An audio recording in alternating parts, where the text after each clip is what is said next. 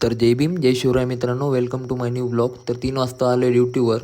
गरीबाला कोणी रोटी पण नव्हता मारून देत, तर बोललो चला भाई आपल्या पोटाची जिम्मेदारी आपणच घेऊ। सर मेरे को भी 4 रोटी लगाओ ना वीट का। आ जाओ शेफ अभी हमें देखते हैं हमारे शेफ अभी रोटी लगाएंगे हमारे लिए।